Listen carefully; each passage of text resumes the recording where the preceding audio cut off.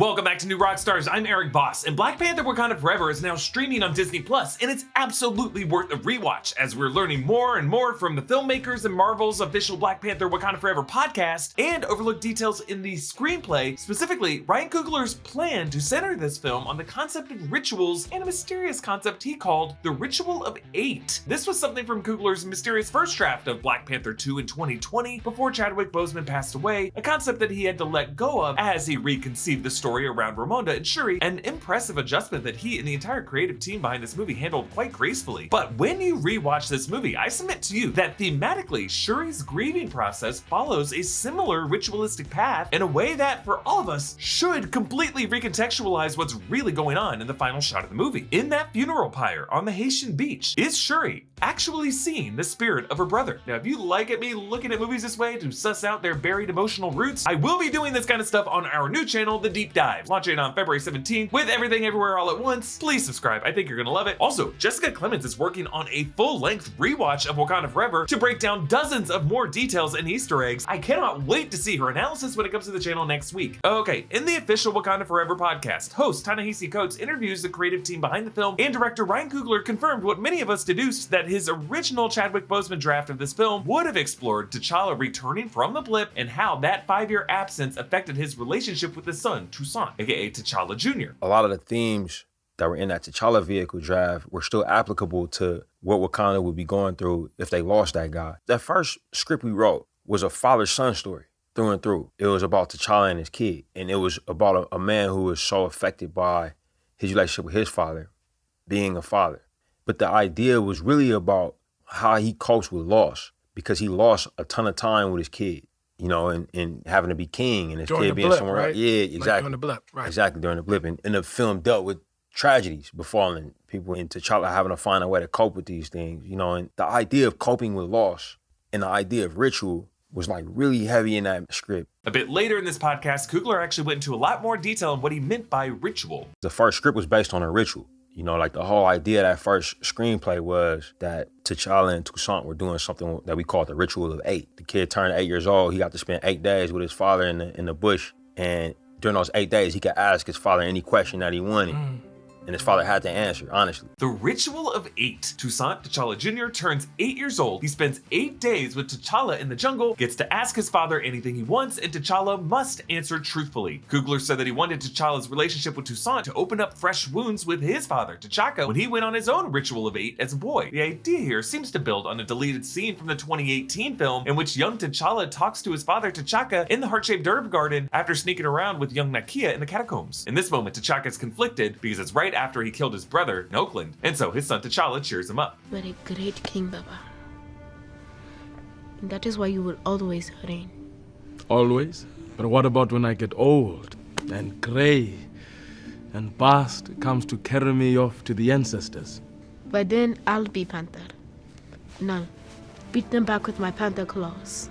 So Coogler has described how he translated these themes of loss and grief into the characters of Shuri and Ramonda. And while there's no Ritual of 8 in the film, the screenplay reveals there's a lot more context behind the scenes between the mother and daughter that we did see. Early in the film, Ramonda takes Shuri on that night hike to this river clearing. You remember the scene? You need to sit here with me.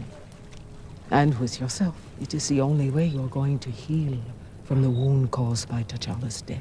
I'm fine, Mother. You don't have to worry about me. He's gone, but I'm moving forward.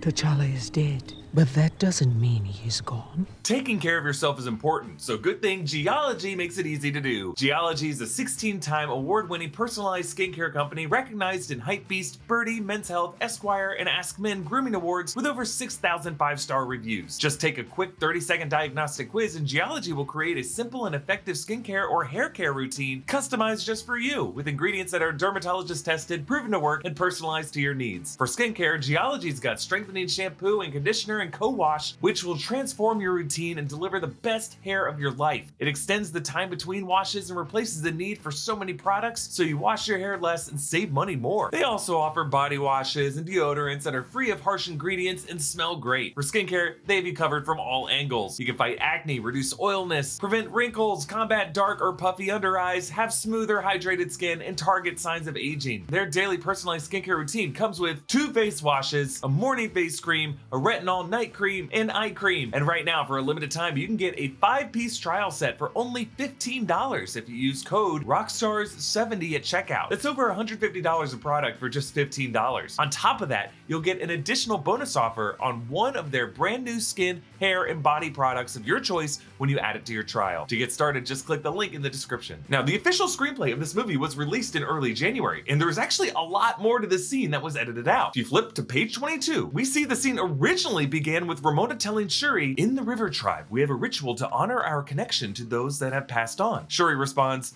"There's a ritual for everything here. Somebody has died, you have to do the ritual. My neighbor hates me, oh, just do the ritual. I can't find a boyfriend, don't worry, there's a ritual for that." But Ramonda ignores her and goes on, "After your father died, I performed this ritual with T'Challa by my side and Nakia." And Shuri says, "Ugh, don't mention her name. I know she hated being here, but that's no excuse for missing his funeral." Ramonda says, "If rituals are pointless to you, why does it bother you that she wasn't there that day? What is a funeral if not a ritual?" And Shuri says, "Because that was my brother's day, and for some stupid reason, rituals mattered to him. I don't have time for this, mother, I need to go back to my lab." And then the scene resumes as we saw it in the film. But knowing this was in the script gives what we see Ramonda say next a much deeper context. When that illness took your brother from us, I had to lead a wounded nation and a broken world.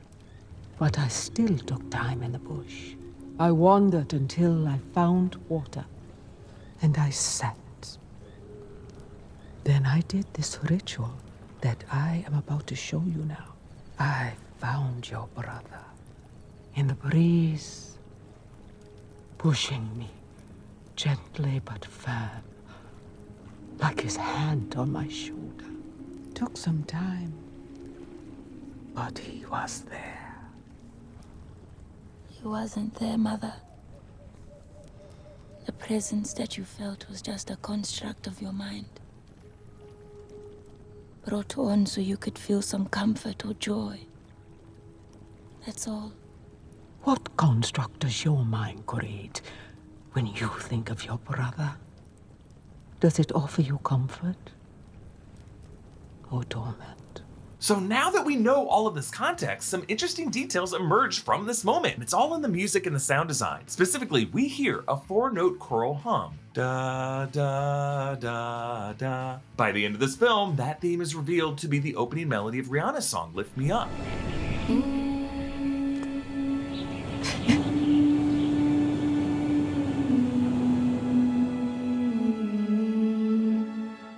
So they may not state it explicitly, but Ramonda's ritual with Shuri is Ryan Coogler's translation of his Ritual of 8 concept. Ramonda is opening the floor for Shuri to ask her anything, but Shuri is rejecting the opportunity to participate. To me, this is the film's most important scene. It sets up why Shuri sees Killmonger, not her brother or Ramonda, in the Ancestral Plane throne room, and of course it sets up the final scene of the film, in which Shuri is finally able to complete this ritual in Haiti, burning her white funeral robes on a campfire. It's a beautiful cathartic moment in which Shuri closes her eyes and she visualizes moments of her and her brother from the 2018 film.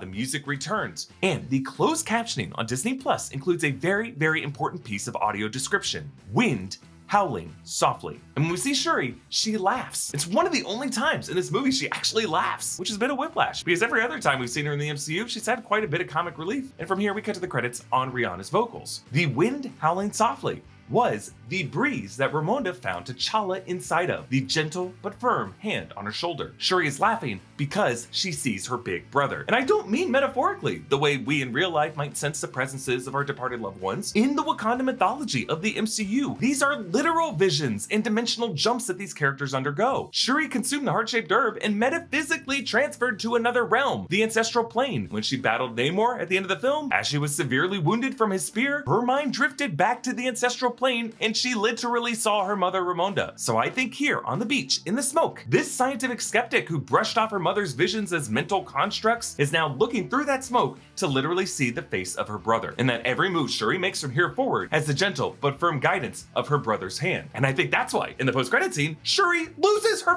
shit when T'Challa's son, also named T'Challa, sits right beside her, carrying her brother's same smile and his same sense of humor. Bast, a deity she had written off as pure superstition, answered her prayers to bring her brother back to her. A kid who's now encroaching 8 years old, ready to partake in his own ritual of 8. Hey, again, keep an eye out for Jess's thorough re-breakdown of Wakanda Forever coming very soon to the channel, and a reminder to subscribe to the deep dive. You can follow me on Instagram and Twitter at EA Voss, follow New Rockstars, and subscribe to New Rockstars for more analysis of everything you love. Thanks for watching. Bye.